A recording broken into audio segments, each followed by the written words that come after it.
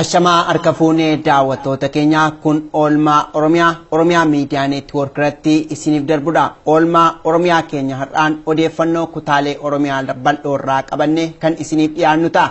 Itti dabalatammoo keessumaa waa'ee tibba kana ministeera muummee Itoophiyaa kan ta'an obbo OLMAYAA16 hojii gad lakkisuuf xalayaa iyyannoo galchuu isaanii faana wal qabatee miira namoonni keenya biyya keessaas ta'e biyya alaa qaban irratti waan dubbannu qabna. Egaa namoonni tamsaasa kallattii kanaan nu hordoftanii lakkoofsa bilbila keenyaa 612946770 irratti yoo bilbiltan aniif waa'illi koo Usmaan Ukumee iddoo kanarraa bilbila kana kaasuudhaan yaada keessan yookiis dhaamsa keessan ergaa keessan kan daawwattootaaf dhaggeeffattoota keenya biraan geenyu ta'a. Haluma wal fakkaatuun guyyaa har'aa immoo mootummaan biyya sanaa state of emergency yookiis immoo yeroo muddamaa kan jennu jedhamu sana baaseera. Egaa isa kanarrattis yaada maalii qabdu? Dhugumatti state of emergency yookiis yeroo muddamaa kan jennu kuni qabsoo sabni Oromoo taasisaatti jiru aggaammi sabichi bilisummaa isaa dhugoomsuuf taasisaatti jiru duubatti deebisa moo hin deebisu? Dhiibbaa maaliis qabasa jedhuratti yaada keessan kennuu dandeessu. Maarreen egaa odeeffannoo gara jalqabaatti kan dabarru ta'a. Usmaan. Hayyee daawwattoota keenyaa irra deebuudhaan anis gama kiyyaan nageenyi keessan badhaadhaa isiniin jedha. Egaa akkuma beekamu mootummaan wayyaanee ammas uummata Oromoo irraan ajjeechaa dhaqqabsiisuuf jecha labsii yeroo muddamaa labsate ifatti guyyaa har'aa hojiirra oolchee jira. Labsiin kun ammoo yeroo meeqaa fi yoomirraa jalqabeeti akka gaggeeffamu ifatti taa'ee jira. Guyyaa har'aa jirra jalqabee haga ji'oota sadiitiif kan itti fufu ta'uunis odeeffannoo nu dhaqqabaa jira. Bifuma kanaan ammoo loltoonni wayyaaneedhaa magaalaawwan hedduu Oromiyaa keessaa burraaqaa jiru. Haaluma kanaan ammoo magaalaa Shaashamanneetti guyyaa har'aa miidhaan uummata Oromoo irra dhaqqabee jira. Kun kanumaan osoo jiru guyyaa har'aa manni mana hidhaa Shaashamannee keessatti argamu tokko balaa ibiddaa qaaman beekameen yoo barbadaa'u lubbuun nam tokko ammoo darbee jira. Kallattiidhaan loltoonni agaazii guyyaa har'aa jalqabanii dhukaasaniin namoonni 5 magaalaa Shaashamannee keessatti akka madaan odeeffannoo argannee jirra. Nuti bu'uuruma kanaan magaalaa Shaashamanneetti bilbiluudhaan jiraatota gama siyaasoof seefnee irra dhageeffannee walitti deebina. Har'a ganama jechuudha naannoo Saakoon jedhama akkas naannoo mana sirreessaa keessa ibiddi ta'ee sirreessaa gubatee ture. Haaluma kana wal qabatee namoonni hedduun miidhamaniiru kan biyyitiin dhaaman jiru akkasumas mana yaalaa yaalamaa jiran jiru kana laaluuf yaallee turre. Mana yaalaa qaamaan namni 2 dhahamanii miidhamanii jiru. Namni 3 miidhaan salphaarra gaheera. Walumaa gala namni 5 miidhaa qaamaan cimaa fi salphaan irra gahee ture. Mana sirreessaa kam keessatti argamu kan gubate akkasumas maaltu gube? Ka'umsi rakkoo sanii maali? Amma ka'oo rakkoo isaa hubachuu hin dandeenye toora kanatti nama dhiisanii dhimma kana hubachuuf hin jennu fageenya irratti kan nama tumaniiti kan nama humna poolisiidhaan kan nama ari'anii waan kana hubachuu hin dandeenye dhiibbii sababni isaa tooruma kanatti naman kaleessan kanaa miti namootuma miidhaman sana mana yaalaa yookiin buufata yaalaadhaan dhiinnaan gaafanne jennu akka nama dhukkubsata firaachii qabnuutti dhokfanneetti keenyeeti dhimma kanayyuu adda baasuu dandeenye. Kanaaf dhimma kana adda baasuu hin dandeenye rakkoo sodaa nageenyaati jecha. Erga manni hidhaa kun gubateen booda dhukaasummaa barbaachisere eentu dhukaase akkasumas maal fakkaata amma haalli jiru? Amma yeroo san koora bittanneessatti ture jedhama. Itti booda federaal poolisiin fi agaazilleen waan magaalaa keessa turaniif itti dabalamaniiti kan dhukaasa bananii dhukaasa akka banan rakkoon kun argamnaan uummanni dhimma kanaaf jecha naannoo sana rakkoos yaalanii maaltu ta'e jedhanii naadhaan ummata sanatti boombii aaraatii fi dhukaasa banuudhaan dhiibbaa kana isaan irra geessanii. Manni sirreessaa sun erga gubatee booda namoonni achi keessa jiran kan hidhaman miidhaan isaan irra gahee fi akkasumas mana san keessaa bahammoo amma ibiddi yoo dhaabbatee jira moo akkam jira haalli amma jiru maal fakkaata naannichatti? Amma namoonni achi keessa jiran akka bilbilaan fi namitti nuti qaamaan dubbisuu waan hin dandeenyeef namni miidhames jira. Warroonni akka tasaa baay'eef yaalanis jiru warroota sanas akka hin baane godhaniiranii qaama nageenyaatiin achuma keessatti manni hedduu isaanii gateera yeroodhaaf amma dubbis dhahamee jira. Kanaaf manni xiqqee kana caalaa isaan hubachuudhaaf hayyaman arganne kanatu jira jecha. Baay'een daawwattoota keenyaa jiraataa magaalaa Shaashamannee waliin turtii kan taasise Usmaan Ukumee ture. Keessumaa manni hidhaa magaalaa sana keessatti gubachuudhaan lubbuun nama tokkoo wareegamuu fi nama shanirraa immoo miidhaan ga'uudha qabiyyeen dubbisaa.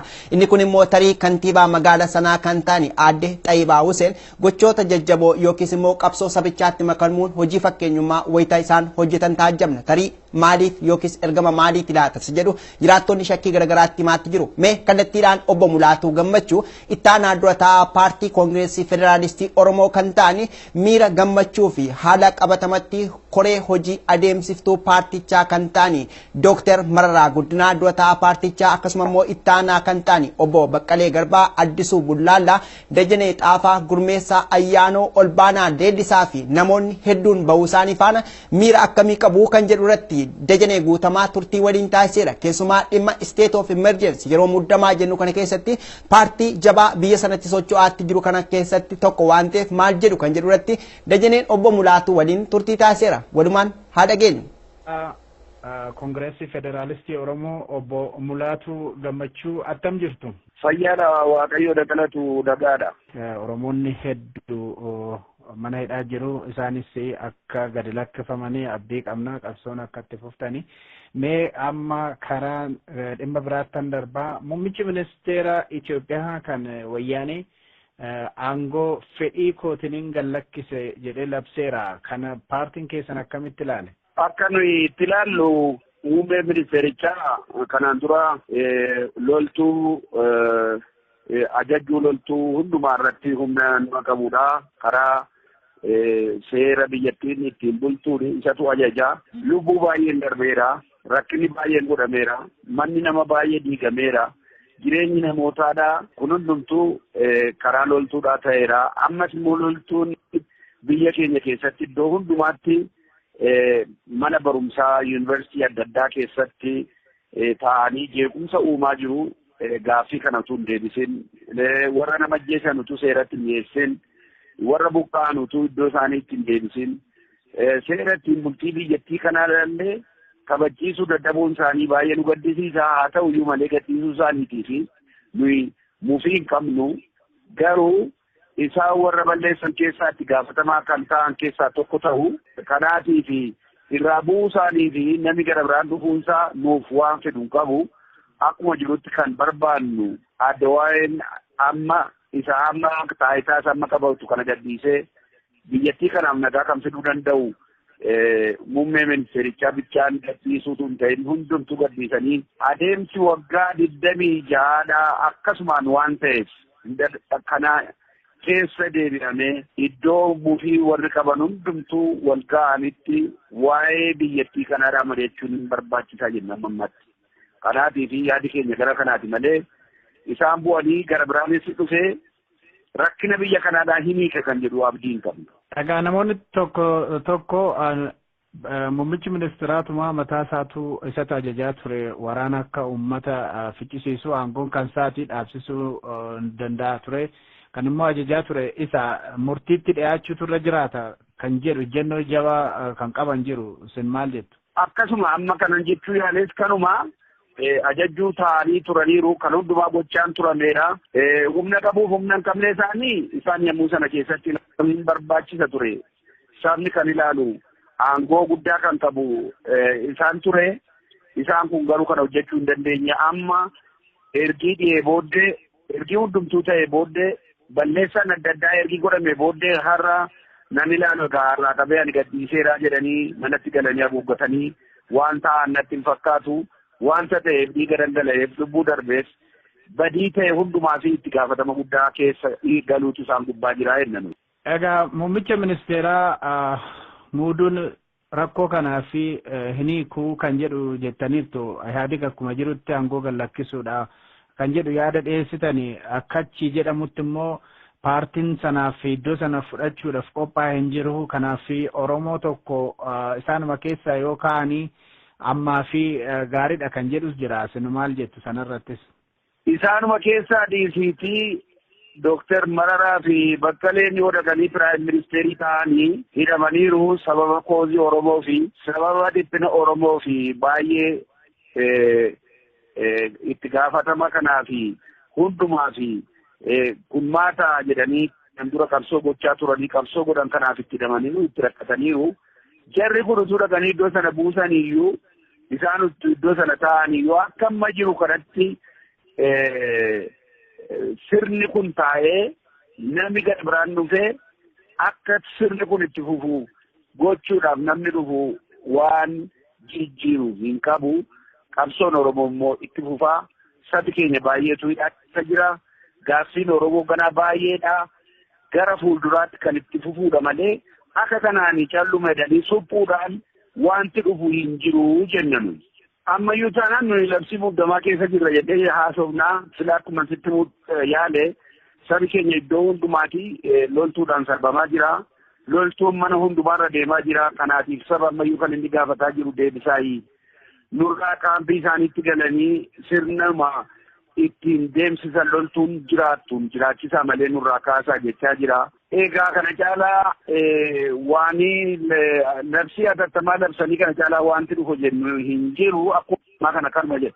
Kanumatu itti fufa yoo ta'e sabi keenya itti beeka. Ammas immoo mormiin kun ittuma fufa. Kunis immoo labsii addaa kana labsanii hatattamaan jedhanii fi waggaa tokkoof yoo labsii kana labsanii biyya kanaaf nagaa fidu gara si'achitti iddoo isaatti deebi'ee hin ta'a kan jedhu amantaa hin qabnu. Kun immoo haadhuma isaayyuu itti jabeessaa gara si'achitti gara hin taanetti adeemsisa malee waan wayyeessu hin qabu. Nuyi amantaan keenya nama humnaan qabanii qawweetti qabanii doorsisanii waan iddootti deebisan miti. Sabi keenya seenaa addaa hojjetaa jira. Nagaadhaan nama qawwee baatee deemu dura dhaabbatee mirga isaatiif yeroo hatattamaas haa ta'u yeroo gara biraas haa ta'u mirga isaatiif yeroo fedhe utaanaan seenaa addaa hojjetee mootummaa kana jijjiiruudhaaf baay'isee dura dhaabbatee du'ees taanaan madaa'ees taanaan hidhamees taanaan waanti barbaade sarbamees taanaan waanti barbaade ennaa dhufee kana sirnaan hundumaa jijjiirra hamma inni jijjiiramutti boqonnaa hin qabnu jedhee kan ka'eedha. Kanaaf kana dura dhaabbatanii labsii hatattamaa labsuun waan adda addaa hojjechuun nagaa biyya kanaaf fida jennee amantaa hin qabnu. Ilaa waan nuyi hojjetaa jirru qeerroon keenyas sabi Oromoo hundumtuu waan inni nama hojjetaa jiru akkuma sina dubbadde nagaadhaan mirga isaa kabachiisachuudhaan dura dhaabbachuudhaan mirga isaa akka eegamuuf gochuudhaan yeroo hundumaa tasgabbaa'ee lammii addaa sablammii addana nu gidduu jiraatan keessa jiraatan isaanii utuu ittiin bu'iin jireenya isaaniitti utuu hin bu'iin qabeenya isaaniitti utuu hin bu'iin utuu waa tokko hin godhin mirga isaa gaafataa jira Oromoon amma ammaatti inni kun itti fufuutu isa gubbaa jira. Qeerroon immoo disipiliinii karaa ta'e utuu wajjin utuu sirbaan utuu hin ta'in tasgabbaa'ee mirga isaa kabachiisuudhaaf iddoo adda addaatti akkuma amma kanaan dura ture kana of eeggannoo guddaadhaan qabeenya namaatu utuu hin bu'iin utuu waan balleessin konkolaataa namaatu hin gubiin mana namaatti utuu hin bu'iin tasgabbaa'anii gaaffii qaban seera irratti hundaa'anii gaafachuun sirnaan gaaffii kana immoo dhiyeeffachuun isaan irraa barbaachisaa. Hundumti keenya qeerroo bichaas utuu hin ta'in dhalataan Oromoo hundumtuu yeroo kana keessatti wal bukkee dhaabbatee tokko ta'ee utuu wal hin hirin nagaan karaa adda addaan utuu wal hin hirin mirga isaatiif dhaabbachuun barbaachisaa jenna. Yeroo ammaa kanatti yeroo nuyi keessa jirru sabni walakkaan isaa dheengadda ba'eera mana hidhaati yoo jenneyyuu ilmoon Oromoo ammayyuu mana hidhaatti dararamaa jira. Namni baay'een iddoo hin taanetti hidhamee ammayyuu kan dhiphataa jiru baay'eetu jira. Kanaaf kana yaaduuf barbaachisa namitti ba'anii isuma sirbinee gallee teenya utuu hin ta'in warra hafaniifis immoo yaaduun nu gubbaa akka jiruu fi waamichi nuyi goonu ammayyuu kun baay'ee addaadhaa utuu abdiin kutanii itti fufuutu barbaachisaa jenna. Ajeen daawwattoota keenyaa egaa oolmaan Oromiyaa akkuma itti fufetti jira. Oolmaa Oromiyaa kana keessummeessuun kan si waliin jirru an itichaa guddataa waayilli koo Usmaan Ukumee akkasuma immoo gama tamsaasa kallattiin to'achuudhaan teknikaan kan waliin jiru Fuwaad Siraaj. Maalleen egaa odeeffannoon armaan olitti dhageessanii turtii Dajanee Guutamaa obbo Mulaatuu Gammachuu waliin taasisedha. Obbo Mulaatuu Gammachuu ittaanaa paartii KFO OFC kan ta'anidha. Maarreen egaa odeeffannoon ammaa immoo kan isheen nu fudhattu keessumaa gara Benishaangul Gumuz keessatti ilmaan Oromoo afurtama ta'an sababa uffata aadaa Oromoo uffataniif akkasuma immoo sirba Oromoo sirbaniidhaaf kan isaan gara mana hidhaatti miliqfaman maatiin akkasumas firoottan bakka isaan buusaniin beeknu ni uguramanii jechaatti jiru. Maarreen egaa isa kanarratti kan fuulleffannu ta'a. Kana daawwanne gara dhumaarratti immoo namoonni nuuf bilbiluu barbaaddanii lakkoofsa bilbila keenyaa akkuma armaan gaditti argaatti jirtanii 61294 677 irratti nu quunnamuu dandeessu. Mee walumaan haa dhageenyu dhaamsa kana. Naannoo keessanitti dargaggoota 40 uffata aadaa uffatanii osoo socho'aa jiraniiti qaamni waraanaa qabee isaan hidhee bakka isaan bu'an wallaalame ni uguramanii kan jedhu odeeffannoo dhagaye. Dhimmi kun hagam dhugaadha? Dhugaadha sirriidha. Beelladduma kaasee gaafa guyyaa kan ergadhamneeti sirriidha kun bakka waan sirriidha. Dargaggoonni kunneen uffata aadaa uffachuu isaaniin alatti gochaan isaan godhan yookiis waan isaan yakkan jiraa laata? Tarii isa kana waan ifa gootu miidiyaadhaaf. Wanta isaanii godhan tokko hin jiru. Gaafuma sargi irratti sargi irratti keenya sibba afaan keenya sibba waan godhan tokko hin jiru. Isaan waan tokko waan raawwatan jiru garuu amma sargi irratti waan godhan qabanii kan biraan immoo beekaa uffata aadaa uffata malee waan godhan waan raawwatan tokko hin jiru. Garuu nama 40 qabne. Meegaa jechuun namoonni kun cidha deemanii uffata aadaa waan uffataniidhaati kan isaan qabamanidha kan isin jettanii. Tarii qaamonni bulchiinsaa naannoo keessanii rakkoo kana furuudhaaf waan isaan tattaafatan jiru moo maaltu jira?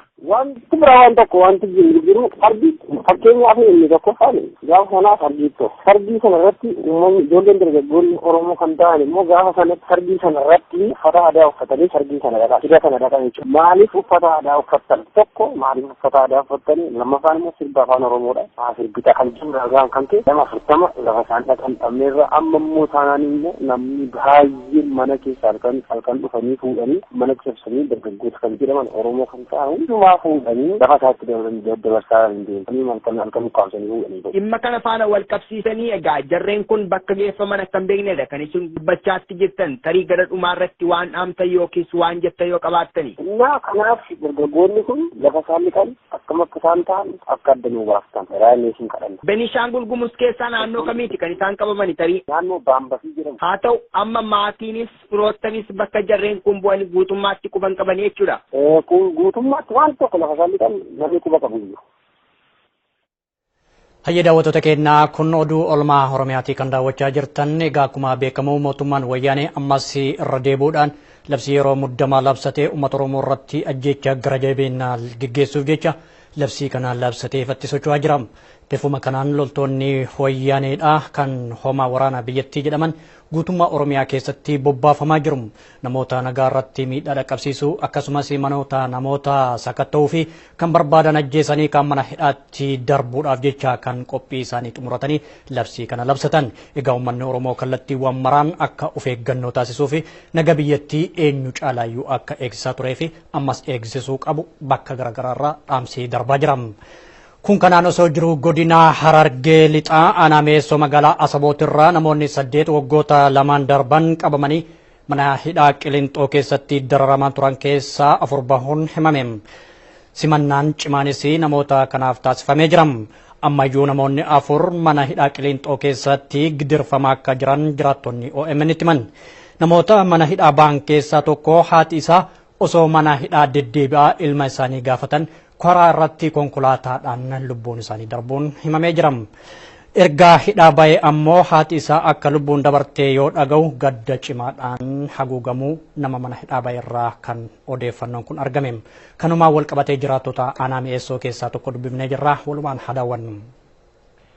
godin Harargee lixaa aanaa mi'eessoo asabooti irraan bilbilaa jira. Warreen mana hidhaa mootummaa wayyaaneetu kwamsee fuudhe. Warreen gadi lakki nama keessaa nama 8 jira fuudhame. Warreen namoota 8 miidhama keessaa nama gadhiifameetu jira. Namoota sanii fi simannaa baay'eetu godhame. Godina Harargee lixaa aanaa mi'eessoo keessaa itti. Eega geeffaman bara 2008 fuudhaman. Amma ba'aniire?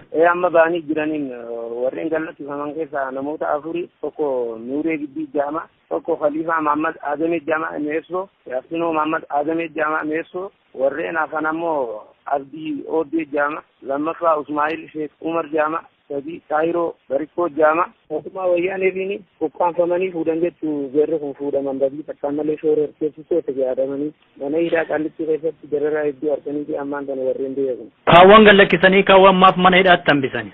Ana indee waan hambisanii fi indee isaan gadhiifaman kana keessa namni Yaasinoo Muhammad Adamee jedhamu kun harmeen isallee barana otoo isa mana hidhatti ilaaluuf deemaa jirtu duutee turte jechuudha. Makiinaan balaa makiinaatiin balaa konkolaataan. Inni amma inni eega hidharraa ba'ee simannaa uummata Oromoo kana harkee jechuudha baay'ee gammadee jira. Hadhallee achirratti tokkummaa hawaasni Oromoo afurri hawaasa Oromoodhaa jechuudha. Haalli walitti urgaa'ee tokkummaan jabeenya seeroon biyya keessaa falmii gaggeessaa jirtu kanaan malee kan gadhiise mootummaa wayyaanee ammallee fedhii isaatiin ni dhiyeessu. Dabalataan tokkos ni jiraan akkamus jaalamni jaalu. Parsellee kanatti amata jaachi muranii ture amata waggaa lamaa fi ji'a sadii fudhamee fi amma dhiyoon kana kan beekanis. Garaagarummaan qondaalota mootummaa wayyaanee gidduu jiraachuu namoonni kallattiiwwan garaagaraatiin ibsachaa jiru. Ministeerri Kominikeeshinii biyyattii miidiyaalee adda addaatii fi labsiin yeroo muddamaa labsamuun jiru jedhanii wayitaa dubbataa jiranitti ammoo battaluma sanitti manni maree ministeerota labsii yeroo muddamaa ifatti labsuun ajjeechaa geggeessuuf guyyaa har'aa raggaasifatan. Egaan daawwattoota keenya kanarrattis yaada namoota fudhachuudhaaf qophiirra jirra. Haaluma kanaan 612946770 nu bilbiltanii xumuraa oduu oolmaa keenya irratti yaada nuuf kennuu dandeessu. Oduun gama biroo ammoo qabeenyi yookaan bosonni Oromiyaa gubachaa jira kan jedhutu jira. Haaluma kanaan bosonni Gaalamaa kan guyyaa kaleessaa irraa eegalee ibiddaan barbaadaa akka jiru jiraattonni OMN itti himan. Jiraattonni godina Arsii aanaa Limmoo Bilbiloo irraa yaada nuuf kennaniin bosonichi gubachuuf sababaa kan ta'e hagammaatti ifan taanem. Haa ta'uutii wayita xiyyaarri ibidda kana to'atu daran ibiddi bosonaa mancaasaa jira. Mootummaan wayyaanee balaa kana keessa harka qabaachuu shakkii qabna jedhan. Ibiddi kun babal'achuun gara Bargamoo qotee bultoota mancaasaa jira. Gara magaalaa Boqqojjittis imaluuf ni mala kan jedhu yaaddoo isaanii ibsachaa jiru. Bosonuun hedduun bosona keessatti gubataniiru kaan ammoo baqataniiru jedhan. Hawaasni naannichaa balaa ibiddaa kana to'achuuf humna isaanii ol akka ta'e jiraattuun magaalaa Boqqojjii irraa dubbifne OMN itti himanii jiru. Walumaan haa daawwannu. Bosonni Gaalamaa gubachaa kan jedhamuun dhagaye odeeffannoo saniifis ni bilbile. Meenaa himaa akkamitti gubate ka'umsi ibidda kanaa maal fakkaata? Eessarraa ka'eetti mee ibiddi amma geggeeffamaa kan jiru? Gaalamaarraa kaleessa kadha jenne baay'ee affalamee jira. Yoo affanamu kana akka salaka roobaa fakkaataa ibiddatu ta'e jedhanii yookaan waytasanii namni maroo konkolaataa yaabbatee yaa'ee uummanni. Isaan haga ammaatti hin dhaabne Gaalamaarraa gadi dhufee baarjaa fi uummanni dhaabetti qabatee jira. Maalirraa akka ka'e beekama balaan ibidda kanaa? Ani rabbumas beeka walla ani uumaa takkaa beekuu hin danda'u namatti itti qabe jedhan. Dhaamsuudhaafoo tattaaffiin gara bulchiinsa mootummaa naannawa sanii yookaan bulchitoonni magaalaa Boqqojjiis ta'e kanneen biroo maal waan barmataa jiru fakkaatu? Ani eeda galgala kaasanitti akka waan xiyyaaraan illee dhaamsumu dadhabanii deeman jedhanii waan har'aan beeku amma obboleessi kiyya tokko dhufeeti yoo gudina deeme guyyaa kana yoo dhufu baay'ee bisaa kun aaraan garagaree jira iji diimateera amma yoo dhufu baay'ee nu tajaajiltee yoo garanaan dhaamsan garanumaan ka'a yoo garanaan dhaamsan garanumaan ka'a jedhamu ta'anii iji isaa ko bakka geeddaramee dhufe lubbumaan sodaannee keessaa nu baasan jedhamu yoo himu. Miidhaa namoota irras ta'e akkasumas qabeenya naannawa sanii irra kan dhaqqabsiise qaba manneen namaas haa ta'u bakka oomisha midhaanii namoota haa ta'u waan miidhaa irraan dhaqqabe qaba maal quba qaba? Amma miidhaa wanti bosonni isaa jiru dhumatee jira gara baarjaafotaatti siqe jira manneen illee baarjaafiin jaratti filasiis baarjaafii jira jedha jaruuyyuu bineensi bosonaa gonkumaan argine biyyaa baanii yookiin keessatti dhumatan malee bineensi jedhamu agarre jedhamu. Ani magaaluma akka kiyyatti garuu magaaluma kanaafis sodaadhaan hedduma kanaan kadiraan deema. Balaan ibiddaa kun kanaan dura gaalamaarraan ka'ee beekaa? Yeroo turaa keessa kaakkarraan ta'e jedhanii yeroo sanillee jiru ka'ee sana dura jedhanii sanillee xayyaarumaan dhaamsanii sun dhaameera jira garuu. Uummanni naannawa Boqqojjiis ta'e kan magaalaa Maraaroo akkasumas gara magaalaa Gobeessaas ta'e shirkaa naannawa sanirraa silxaanarraa dabalatee bosona kana dhaamsuuf dirmannaan jiru maal fakkaata? Magaalaan garuu dargaggoowwan jedhanii konkolaataan akkasumatti qabee deeme jedhanii uummatni ofii yoo asiin dhaamsan asiin hin ka'a yoo asiin dhaamsan asiin hin ka'a najaajila ta'eeyyuu sila maaliif hin dhaamnee jedhamuudhaan kun wayita dhufe jechuudha. Waggoota sadiin darban bifuma wal fakkaatuun achuma godina Arsii gaarri Cilaaloo balaa ibiddaatiin barbadaa'uu isaa gabaasuun keenya ni yaadatama. Haaluma wal fakkaatuun gaara kaakaa irrattis bosonni akka ibiddaan barbadaa'e egaa odeeffannoon waggoota sadiin darban ragaa guddaadha. Bifuma wal fakkaatuun waggaa bara 2000 irraa jalqabee ji'oota lamaa fi bosonni gootummaa Oromiyaa godinaalee 5 irratti miidhaa hamaa dhaqqabsiisuu fi sababa sanii barattoonni yuunivarsiitii fi sadarkaa mana barumsaa lammaffaa irraa jalqabanii mormii geggeessuun lubbuu namoota hedduu akka darbees waan dagatamu miti. Qabeenyi Oromiyaa wayita mancaafamaa jirutti ammoo mootummaa wayyaanee harka keessaa qabaachuu jiraattonni yeroo gara yerootti akeekaa turaniiru. Egaan daawwattoota keenyaa kun oduu oolmaa Oromiyaati. Amma kallattimaan kan itti deebinuu yaada jiraattotaa yookaan hawaasa Oromoo biyyoota alaa fi biyyoota keessaa irraa fudhanna. Kunis keessattuu labsii yeroo muddamaa irratti kan xiyyeeffatudha. Akkasumas warraaqsa yookaan miira gammachuu hidhamtoota paartii siyaasaa olmaayota abbootii amantiitii fi kanneen biroo manneen hidhaa bahuu fi ammas kanneen manneen hidhaatti hafanoo maal fakkaata kan jedhu irrattis yaada kennachuu dandeessu. Gama birootiin ammoo muummichi ministeera obbo Hayilamaariyaam Dassaaleeny kallattiidhaan miidiyaaf ibsaniin aangoo fedhii isaaniitiin gadhiisuu irrattis yoo yaada qabaattan gabaabinatti ammoo kan isin hubachiifnu daqiiqaa tokko ol kan hin caalle yaada yoo nuu kennitan disimannaa jechuudha lakkoofsa keenya kanaan. Jalqaba irratti ammoo gamasitti seenuudhaaf mee itichaatiin labsii yeroo muddamaa kun labsameedha hadha guyyaa irratti ifa ta'ee jira mana maree ministeerotaa irraan labsiin kun maalirraa ka'ee maaf barbaachisee maaf miidhaa dhaqqabsiisa kan jedhu yaada uummataa irraa maal dhageetteeti?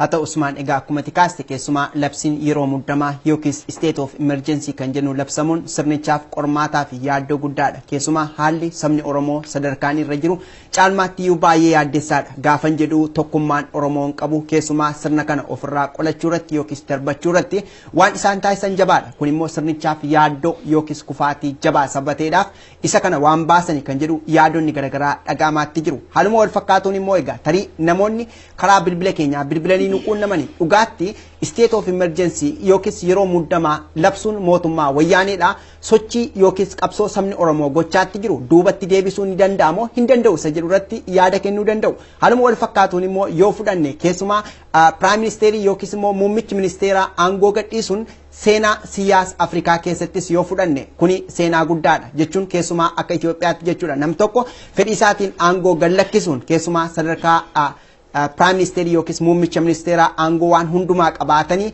biyya baay'ee dimokiraatawaa hin taane ijaarsa dimokiraasii keessa jirra. Dimokiraasiin keenya ijoolleedha jettu keessatti mudannoon akkasiis mudannoo jabaadha. Tarii yoo ministeerri muummee suni jijjiirame yookiis immoo ka'e gaaffiin Oromoos ni dhaabata.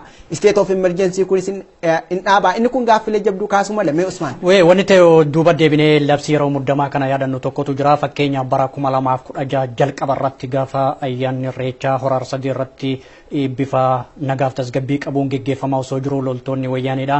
Gubbaarraa boombii helikoophteraan harcaasu lafa jalaan ammoo meeshaa waraanaatii fi rasaasa dhukaasuudhaan yoo xiqqaatee lubbuun namoota 780 gahan akka galaafatamaniidha.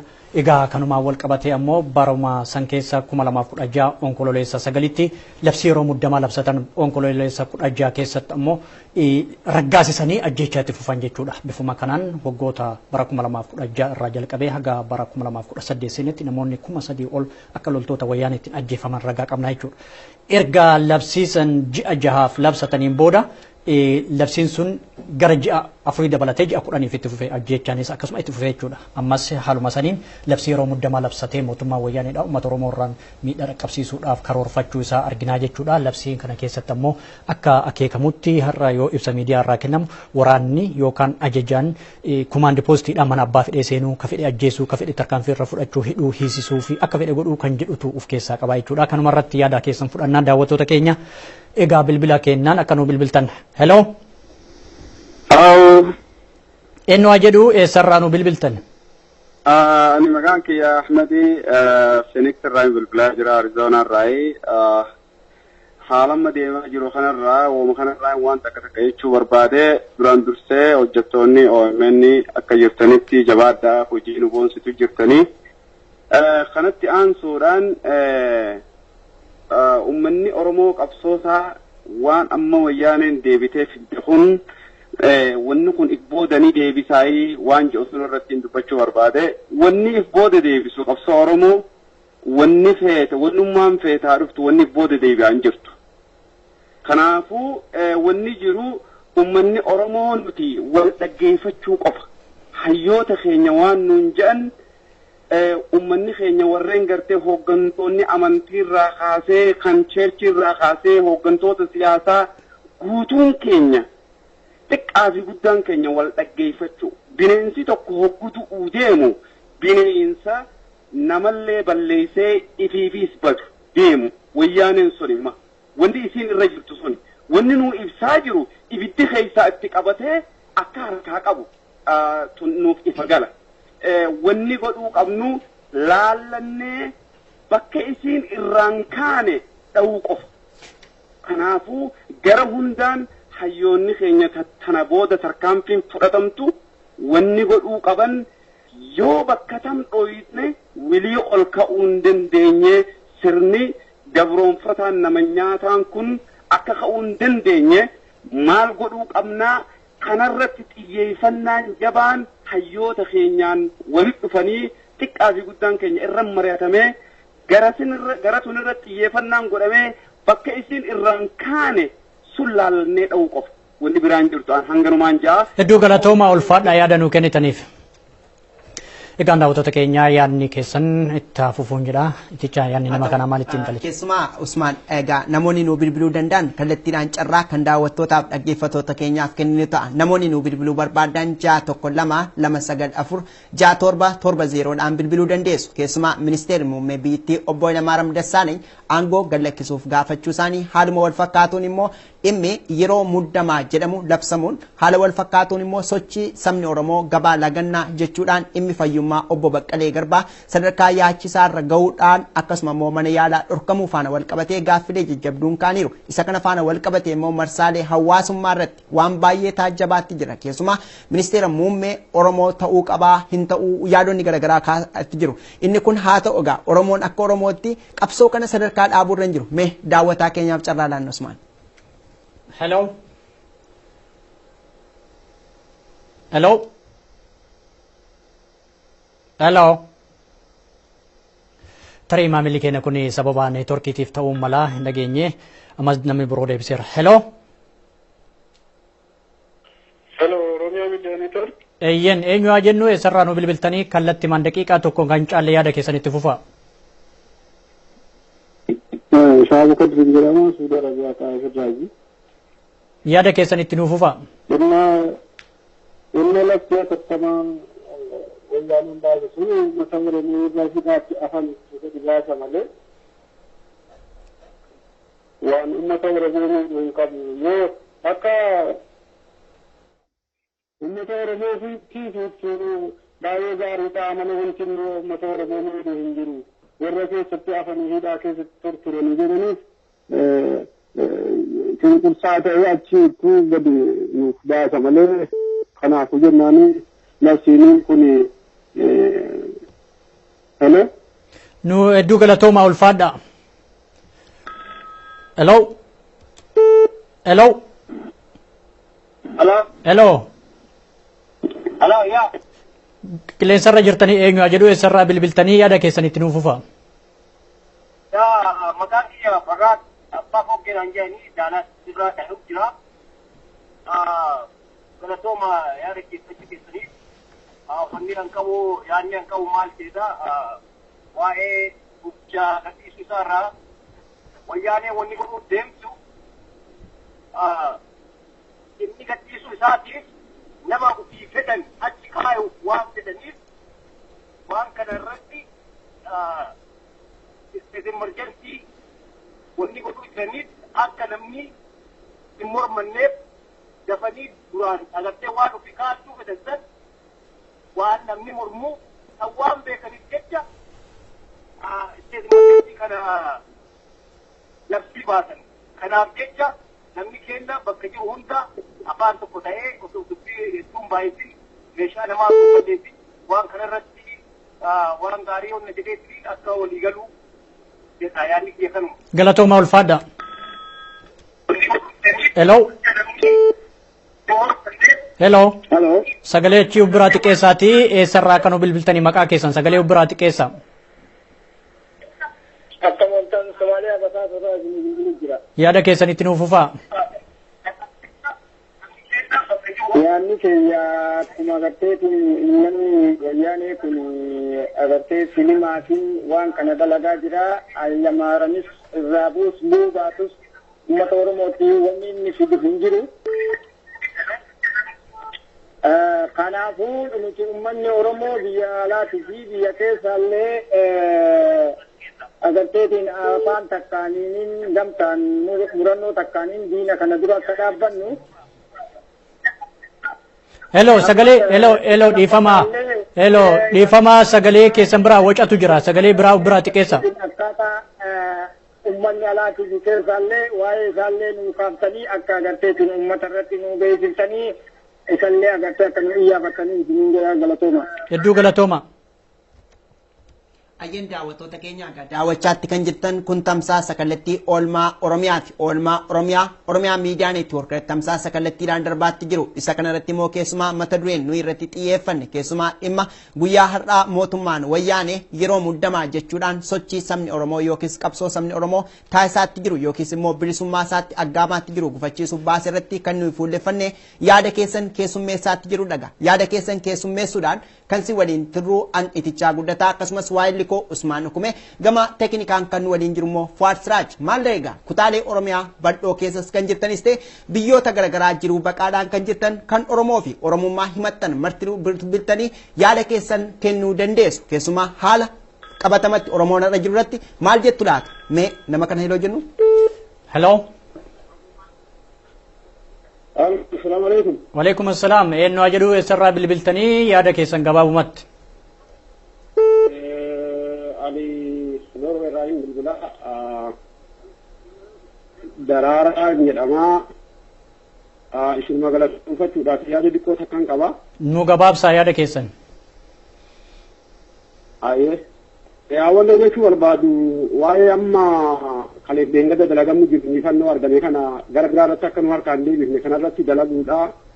Inni illee akka saatalaayitii irratti nu deebi'u yeroo murteessaadha. Yeroo kanarratti qilleensa irraa baduun qabu tattaafatanii warri OM'dha waan kana irratti akka nu dalagan barbaanna.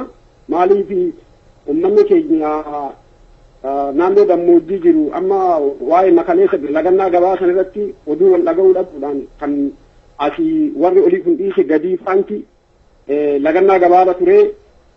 Wanti kun qabsoon sun akka wal duukaa namaa deemtu egaa mootummaan wayyaaneedha.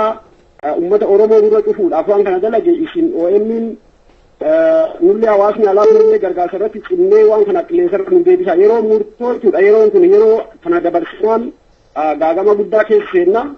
Karaa biraatiin ani gammachuu hojii keessanii fi qeeroo biyya keessaatii gammachuun guddoon kan jirtu ittiin fufaa jabaadhaa. Galatooma hedduu ulfaadha. Galatooma daraaraa kenna fayyataa. Hello. Hello. Hello. Hello, eenyu ajadu eessarraa nu bilbiltan yaada keessanis itti fufaachumaan. Roba jedhamaa Israa'el. Tole. Hooggantoota jaarmaa kennaa kan mana hidhaatti bahaniin gammannee jirra. Gammachuun keenya ammallee hogguu namoonni ammas mana hidhaa keessatti hafan lubbuun isaanii jiramoo hin jirre isaan been hundi hanga fanitti gammachuun kenna guutuu miti. Kana godhuuf ammoo qeerroon ta'ee uummanni bakka jiru tokkummaa isaa cimsee itti fufuu qaba. Fayyaada hedduu galatooma dhaamsa keessan uummannis dhaga'ee jira. Hello.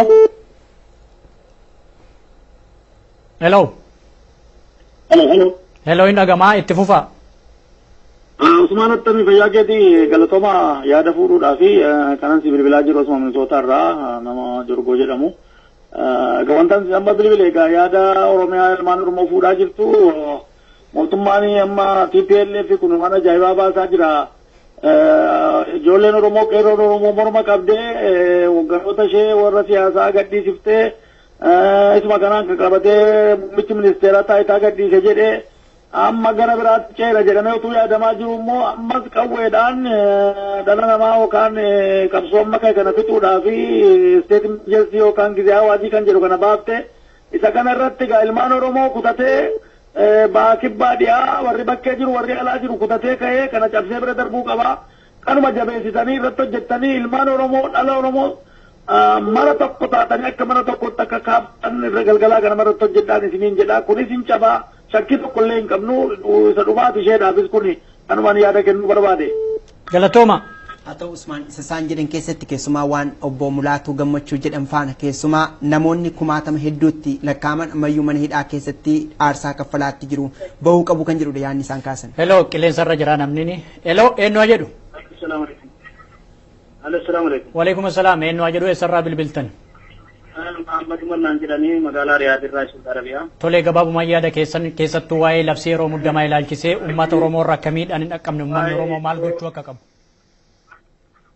Bareedaa waa'ee yeroo muddamaa ilaalchisee yaada koo tokko ibsachuu barbaade wanni yeroo muddamaa ilaallachiisee har'a wayyaaniin waan sodaa guddaa keessaa qabduuf labsa yeroo muddamaadha labsite waan san ta'eef nuti ilmaan Oromoodhaa bahaa kaabaa kibbaan kan biyya kee jiru bisa biyya alaa jiru waa'ee kanaaf duuba garagalee wanni ijuun qabu uummanni immoo dhaaba obbo Diyootis waa'ee labsa yeroo atattamaa kanarratti yeroo hirmaatu waan qabsoo Oromoodhaa laamsessee duubatti deebisu akka achirratti naasunnee hamba danda'an qeerroo fi bira dhaabbatuun hawaasa bal'aa bira dhaabbatuun irraa eegama.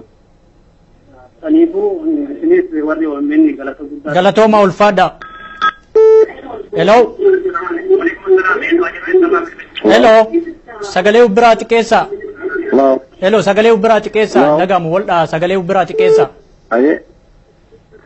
Hello. Eenyu jedhu eessarraa bilbiltan. Ana Abdulnasir jedhama Saawud Afrikaa keessaa bilbilaa jira. Tole yaada keessan gabaabumatti. Egaa galatoomaa yaada kan kennu keessan galatoomaadha. Wanni jechuu barbaadu amma booda wanni uummanni keenya eeguu takkallee hin jiru jalarraa haga gubbaatitti of ijaaruudhaan qopheessuudhaan hoogganaa tolfachuudhaan kana emergency state kun illegal waan ta'e waan seeraan ala waan ta'e uummata keenya balleessuudhaaf humni isaanii cimsatanii duula cimaa waan ta'eef kana amma booda irratti qopheessuu qaban jedha yaada naaf hin kennu galatoomaa isin jedha. Galatooma. Hello. Hello eenyu qilleensarra jirtanii nagaa akkamisin eenyu jedhu eessarraa bilbiltanii yaadni keessanis waa'ee labsii yeroo muddamaa irratti uummanni Oromoo akkamiidhaan isan dhaqqabne maal gochuu akka qabuu fi maal gorsitu. Maqaan Yaasirdiin Abdurrahmaanii magaalaa Durban irraa South Africa. Itti fufaa hello. Hello. Itti fufaa isin dhageeffachaa irra. Okay, yaanni kiyyaa maal jennaan amma durallee state emergency kun labsamee jira waan faayyaa miti uummanni keenya du'aa hanga har'aatti illee asii jira. Kanaafuu wanni duuba nu deebisu hin jiru akkanatti qabsoon itti hafuuf jaagee doon ta'e. Galatooma. Hello. Hello. Hello eenyu jedhu eessarraa nu bilbiltan. Mageessaa Kaalgaarii irraa bilbila. Kanaadaa Kaalgaarii irraa yaada keessan itti nuuf fufaa. Ayyee ila 1.3 waan hin dubbadhu gabaabsee kanaan dura yeroo baay'ee yaalaniiru jirri kun gatiisee fi yeroo biyya keessaa uggurri gabaa ta'uu biyya alaatis doolaariin akka biyyatti hin galle uggura Jawaarfaa waamuu qabu tokko. Lammaffaa yeroo Oromoo duwwaa waamanii oliin gaarreeffachuurra Amaaras duukaa waamuu qabu. Maaliif kaazinaa mootummaa fi gaagaamuun irra jiraata gatii ta'eef. Kanaaf karaa hundumaa ammas uggurri ji'a tokko ji'a lama kan jedhu uummata Oromoo dursanii midhaan keessan bishaan keessan waan hundumaa guuttadhaadhanii karaa waraana kanaaf midhaanni nyaati karaa hin galle magaalaa Oromiyaa kee deemee midhaan dhaqaaf kana cufnaan kaazinaa mootummaa gaagaa asilayyuu horii dhumaa gatii ta'eef yeroo biyya keessaa uggurri waamamu biyya alaatis doolaariin tokkittiin akka biyya keessa hin seenne waamamuutu irra raataa. Amjaan galatooma. Galatooma ulfaadha. Hello. Hello, akkam nagaa jirtu? Fayyaadha akkam isin eessarraayi? Faayisaan jedhama Chicago irraa hin bilbila. Tole Chicago irraa yaadni isin qabdan maali? Yaadni ani qabu waa'ee ammaan tana state of emergency jedhu irratti wanti uummanni Oromoo hubatuu qabu tokko jiraate wanni kun bara 2006 wannuma ta'e santu deebi'ee ta'uuf deema.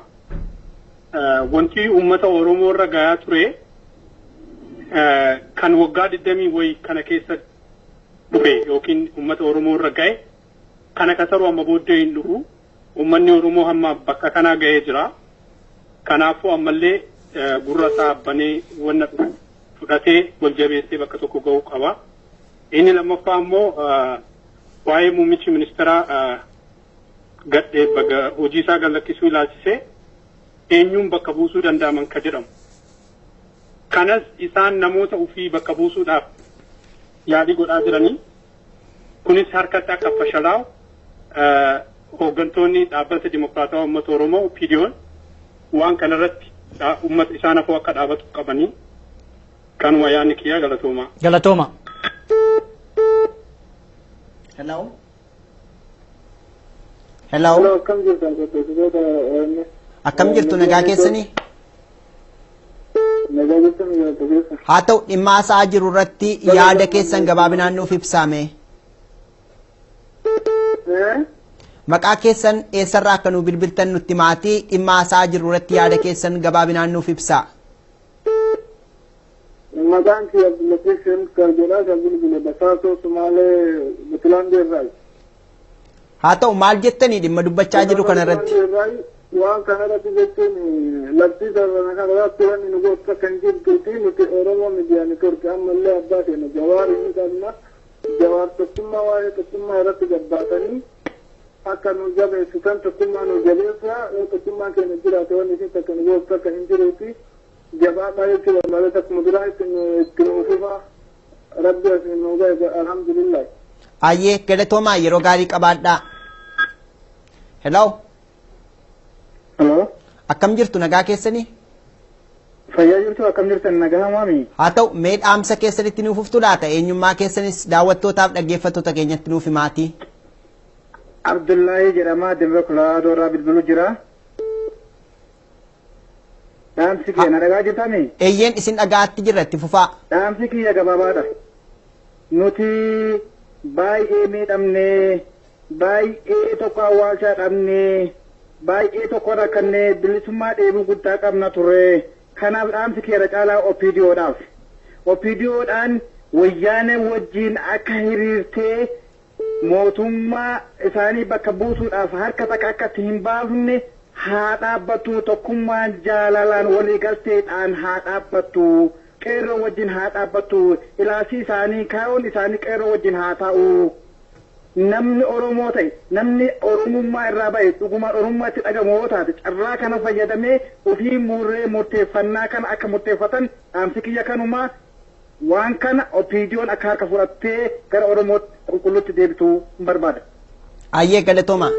Ayyeen daawwattoota keenyaa egaa namoonni yaada nuuf kennitan yaada keessan mala furmaataa irratti osoo dubbattanii keessumaa waan akkasii labsiin kun ba'eera maaltu ta'uu qaba keessumaa wayita murtoon kun yookiis yeroo muddamaa labsamu kana Oromoon maal gochaatti jira keessumaa warri miseensa OPDO ta'anii parlaamaa keessa jiran dhimma kanarratti sagaleen isaanii maaf ukkaanfame isa jedhu irrattis mala furmaataa kennuun gaariidha. Hello akkam jirtu nagaa keessanii? Nagaa akka Oromoo nagaa jirtu hundi keessa. Tole eessarraa akka bilbiltee fi yaada keessa gabaabinaan nuuf kaasi. Tole maqaan koo Alii Maamaan jedhama. Jiddarraan bilbilaa jira. Haalli yeroo ammaa jiru daran kan nama gammachiisuu fi qeerroon keenya tokkummaa kana cimsee akka itti fufu tokkummaa keenya immoo warroonni diiguudhaa fi aarsaa Oromoon kafale kan warroonni argachuudhaa fi waan hedduu haasa'anii jiru Oromoon keenya tokkummaadhaan cimee amantiin aadaadhaan osoo waliin qoodin tokkummaa kana cimnee abbaa Oromoo ta'uu qabna biyyi keenya cimnee itti fufuu qabna jedha. Hundi keessan ammoo warri lubbuu aarsaa lubbuu kafaltan hedduu keessan galatooma warroota du'anis seenaan ni yaadata. Waan gammachuu guddaan dhagayame injifannoon keenya injifannoodhaan akka itti fufu dhaamsa koon dabarfadha galatooma. Haa ta'u ulfaadhuu galatoomi. Hello? Hello? Hello? Hello. Akkam jirtu nagaa keessanii? Akkam jirtu nagaa miti. Mee dhaamsa keessanii itti nuuf fufaa eessarraa akka bilbiltanillee nu beeksisame? Ani as South Africa kibbaarraa sinu bilbila. Kaaba. Ayyee itti fufaa. Jedhama warroota miidiyaa neetwoorkii sana hedduu galatoomaa sinu jedha.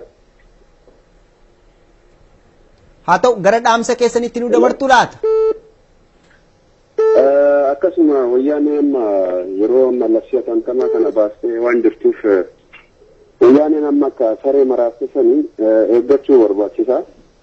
Saree maraatte jalaa dabanii mataadhaanii kanaafuu uummanni keenya akkuma dura walii galteen deemaa ture ammallee walii galteen deemanii kiniin gamma tokko waan tokko irra gahuu ni dandeenya jedhaa dhaamsi biyya kanamaa isin dheeressuun jedhuu galatooma. Haa ta'u ulfaadhaa. Hello? Hello? Akkam jirtu nagaa keessanii? Nagaa fayyaa akkam jirtan? Eenyu haa jennu eessarraa bilbiltan waan haasa'aa jirru kanarrattoo dhaamsa maalii qabdu isin? Yes, ani Diriirsaa Eleemootii New York irraa bilbilaa jira. Ayyee weellisaa Diriirsaa jechuudha? Eeyyen. Maal jette? Wanni ninju waan amma komaandoo poostii amma wayyaaneen labsite kanarratti agartee muddama irraa maayyiti kunii ummanni keenya akkuma waan hedduu qabsoodhaan irra aane isa kanas qabsoon irra aanuu qaban jaa ammallee mormiin muddama yeroo ammaan tanaa kana mormii caalatti finiinsuudhaan yaada isaanii kana fashalsiisuu danda'uu qaban jaa ummanni Oromoo akkuma amma dura waa hedduu injifatee jirutti isa kanallee mormii caalaa itti dabaluu qaba agabsuu qaba waraana wayyaanee agabsuu qaba agartee qoonqoo isaanii irraa futuudha qaban jaa kana ummanni keenya akkanaa dhageessisaniin barbaada. Haa ta'u guddaa galatoomi weellisaa Diriirsaa Elemoo ibsanuuf kenniteef. Hello? Hello? Salaam alaikum. Waalaikum salaam akkam jirtu? Fayyaadha nagaa jirra leenca koo rabbiin gartee inshallah isin haa gargaaru akkuma gartee Jawaar Mahmad ayyichi keenya jeetti muka tokko yeroo jiisan muka jiguu deemu tokko bakka laalanii jiisanii sanii yaa ummata keenya rabbi umrii isin haa dheereysu wanni isin dalagaa jirtan waan guddaadha jeetiin abdadhaa har'a qeerroon biyya keessa namootan hoggantoota siyaasaa guututti gartee hidhaarraa nuu baaftee kaanillee jala baasaa jirti. Dabri sanirraa amma fardiin harkaanuu qabdu eenyu yoo bakka tana bu'ee bakka eenyutu bu'aanuu qaba waan jiru tokko irraa maleechuun gaariidhaan jaa akka nam tokkotti Oromoo miidiyaan itti hortu guddaan galateeffachuu barbaada kaniin irraa dawwalaa jirus Suudi Arabiyaa magaalaa Riyaadii. Ayyeen daawwattoota keenya daawwachaatti kan jirtan kun tamsaasa kallattii Oromiyaa miidiyaa neetwoorkii oolmaa Oromiyaa irratti isiniif darbaatti jiru tarii namoonni gara boodaarra dhuftanii tamsaasa kallattii kana hordofaatti jirtan odeeffannoo kutaalee Oromiyaa bal'oo keessa jiru erga isiniif dhiyeessineeti isa booda immoo keessumaa dhimma yeroo muddamaa jechuudhaan mootummaan wayyaanee guyyaa har'aa labse irratti Oromoon ga'eensaa maal ta'uu qaba yookiis immoo maal gochuu qaba isa jedhu gorsa Oromummaa kan itti waliif dabarsitan haaluma wal fakkaatuun ministeera muummee biyyattii kan ta'an obbo Hayilamaariyaam Dassaaleeny aangoo isaanii gad lakkisuuf gaafannoo dhiyeessaniiru. Isa kanarratti immoo yaada maalii qabdu isa jedhudha. Hello. Akkam jirtu nagaa keessanii? Nagaa akkam si warra oomishni fayyaa keessanii? Nagaa galata rabbii maal jettani waan dubbachaa jirru irratti eenyus isinaa jennu mee? Kadir Saun jedhama Saudi Arabiyaa yaadarraa yaanni ani qabu. Labsiin kun erga Oromiyaa keessa labsamee waraanni wayyaaneedha akka waan tokko ittiin gurgurre hoteelli hundi itti cufamee akka jarri beelaan nu qaqqaalamtee mana keessaa yookaan kaampii keessaa gadi hin baane gochuun ni danda'ama kan jedhu yaada qabaa galatooma. Haa ta'u ulfaadhaa galatoomaa ibsanuuf kennitaniif. Hello. Hello. Hi, akkam jirtan nagaa miidiyaa neetworkii. Fayyaadha akka Minisoota irraan bilbiltan abdiin qabaa eenyu jedhu. Minisoota irraa bilbilee an Bahar Abdooshin jedhama asuma Minisoota irraa bilbilee wayyaaneen koomandi poostii labsuun isii kun soo ijibbaata macarrashaati hanquma lubbuu teenyaa fi qabeenya keenyaanillee bikka godhannu wanti koomandi poostiin kun uummata nurraa haa ija keessa qawwee irra qaqqabee eeguu waan jiru naaf fakkaata. Tole kaa hedduu galatooma. So sakaraata macarrashaati isii fi soo kana uummanni keenya qabsoo kana dura kana caalaa finiisee itti fufnaan lubbuu miti waan qabduu dhiistee deemti naaf fakkaata. Ulfaadhaa galatooma. Hello. Hello, eenyu jedhu eessarraa nu bilbiltan? Osman ana Nuruddin Abdusamad Jama. Bakkiin jiraadhu Kanadaa magaalaa Kaalgariiti. Tole Kaalgarii irraa yaada keessan kallattii maanitti nuuf ufa?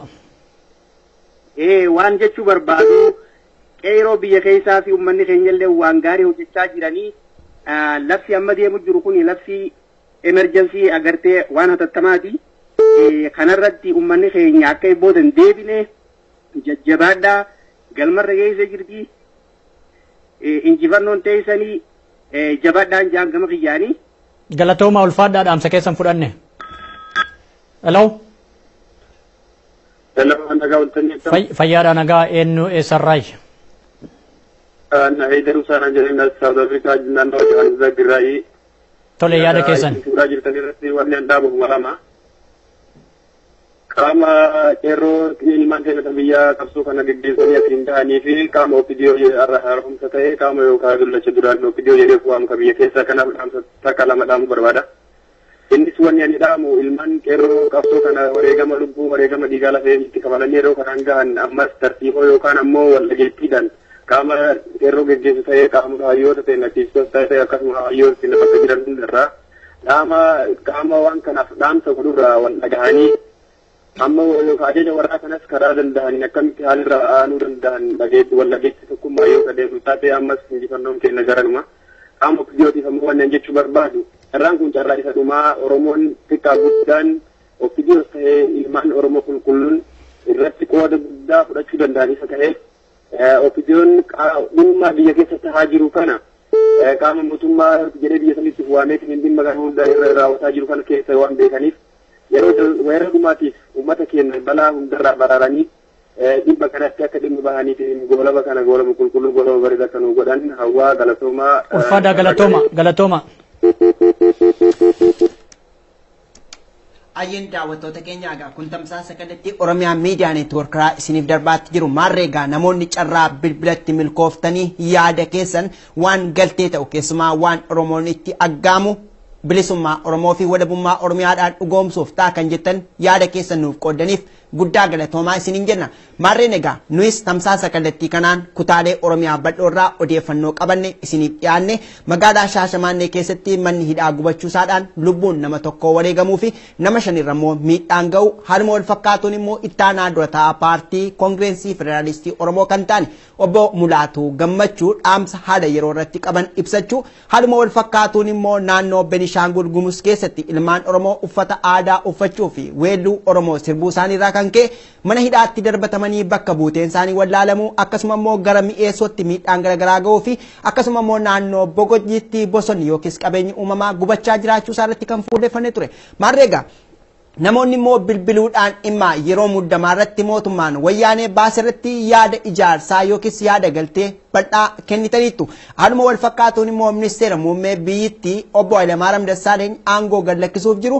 Isuma booda immoo state of emergency kan jedhu kun ba'uun ergaa maalii qaba? Tarii waan Oromoon itti aggaamu kana afaan qabsiisuu fi laata isa jedhu irratti yaada kennitaniitu. Inni kunoo dhugumatti sochii qabsoo Oromoon gochaa jiru kana ni dhaabaa isa jedhu irrattis tasa dhaabuu akka hin dandeenye dhaamsa keessan kennitaniitu. Haaluma wal fakkaatuun gorsas kennitaniitu. Tarii gara dhumaa irratti Usmaan yeroo adda addaa kutaalee Oromiyaa bal'ootti bilbilee odeeffannoo kutaalee Oromiyaa bal'oo keessaa fudhata. Namoonni miira maalii yookiis yaada maalii kennu? Innoo dhimma kana irratti yaada maalii qaba kan jedhu gaaffii tokkoon gaafadha. Mee Usmaan yeroo adda addaa kutaalee Oromiyaa bal'ootti bilbilta. OMN hundeeffamuu isaatiin qabdees OMN keessa jirta saba taateedhaa fi Oromoon akka Oromootti gaaffii babal'aa gaafata. Tarii haalli amma ta'aatti jiru fakkeenyaaf Prime Ministerii Oromoo kaa'uun haa jennu haaluma wal fakkaatuun immoo waan amma deemaatti jiru state of emergency kanas labsuun yookiis immoo opinion bakka bu'oonni Oromoo kan jedhaman bakka jiranitti state of emergency kunis kaleessa ibsamee har'a immoo ariifachiisaan labsamuu kana. Kanaaf kan kana fakkaatan gaafa laaltu haalli jiru maal sitti fakkaata tarii waa jedhime? Baay'ee haalichi jijjiirama gurguddaa argamsiisee jira. Keessumattuu yoo ka yaadatu ta'e bara 2015 baatii sadaasa walakkeessa irraa jalqabee mormii gincitti jalqabeerraa yoo kaane haalotiin hedduun gaaga'amni hedduunis uummata Oromoo irra ga'ee jira. Akkasumas ammoo loltoonni federaalaa kan wayyaaneedhaan hoogganaman miidhaa dhaqqabsiisanii jiru. Injifannooleen hedduun galmaanii jiru. Kanaan dura sodaan qawweedhaa akka hin jiraanne dargaggoonni Oromoodhaa sodaa tokkoon alatti qeerroon Oromiyaa qoma isaanii qawweetti qabuun bal'inaan mul'atee ture. Akkasumas iddoowwan garaagaraa irratti kan fakkeenyaa fi qabeenya uummata Oromoo saamaa ture irratti tarkaanfii fudhachuu akkasumas loltoota federaalaa tarkaanfii uummata Oromoo irratti fudhachaa turan seeratti dhiyeessuun kontiroobaandistoonni akka qabeenya uummata Oromoo saamaniin deemne tarkaanfii fudhataniin seeratti dhiyeessuu keessattuu wal hubannaan qeerroo fi poolisii Oromiyaa daran injifannoo gurguddaa ta'aa dhufe. Kanuma keessatti ammoo seenaa qeerroon galmeessaniin ammoo opiidiyoonis akka an eenyu ufiin jedhan qoma dhiibatanii akka dubbatan akka wayyaanee dura dhaabbatanis kan taasise gootummaa qeerroo Oromiyaatii fi uummata Oromooti. Kana keessatti wareegama dhaqqabeen ammoo injifannooleen jajjabaan galmaanii jiru. Keessattuu amma erga labsii kana har'a labsatanii miidhaa dhaqqabsiisuudhaaf qophii irra jiran jechuun danda'ama wayyaanonni. Kana irratti ammoo qophii raabadooree irratti xiinxalaan siyaasaa Jawaar Maammadis amma erga nu xumurreen booda akka dhiyaatan gamanumaan hubachiisuu barbaadna daawwattoota keenya. Egaa kanuma irratti namoonni hedduun yaada kennataa jiru. Labsiin yeroo muddamaa kun ammallee yoo miidhaas ta'ellee miidhaaf uummanni Oromoo akka harkan kennine kan daawwattoonni keenya gara bilbilaatti nu bilbilanii waliigalatti injifannoo fi wanni uummanni Oromoo barbaadu qarqara irra ga'uu fi mootummaa wayyaanee qaarisuu qofa wanti hafinatti fakkaatan akka hubadhutti. Haa ta'u ayyan daawwattoota keenya egaa akkuma dhaamsa kutaalee Oromiyaa bal'oo fudhanneef akkasuma immoo waayilli koo Usmaan Dhukumee asii kaasetti keessumaa haala yeroo ammaa jiru boqonnaa amma jiru irratti waan Oromoon bilisummaaf aggaamaatti jiru kana keessatti kan yeroo kamii caalaayyuu tokkummaan Oromoo biyya keessaa fi biyya alaa ilaalcha siyaasaa jaarmiyaa garaagaraa jala jiraatus Oromoon akka Oromummaa fi Oromiyaatti amanuun qabsoo kana fineensuun isa dhumaa ta'uu qaba kan jedhu dhaamsa oduu oolmaa Oromiyaa keenyaatti. Maarreen egaa nuyis asumaan nagaa kan isinitti dhaamnu anitichaa guddataa Usmaan Dhukumees na waliin tureera. Akkasumas gama teknikaan Fuwaad Siraajis waliin turre. Kanatti aanee kan isinii dhiyaatu qophii Raabaadoorii. Raabaadorii keessattis waa'ee state of emergency yeroo muddamaa haaluma wal fakkaatuun immoo waa'ee Prime Minister Hayilamaariyaam Dassaaleeny yookiin muummichi ministeeraa aangoo gad lakkisuu kan jedhuu fi maal akeeka wanti kun immoo kan jedhu irratti kan hayyoonni isiniif dhiyaatan ta'u. Maarree isaan waliinis suttii taasisaa isinin jenna. Nuni garuu gamanumaan nagaa isinitti dhaamna.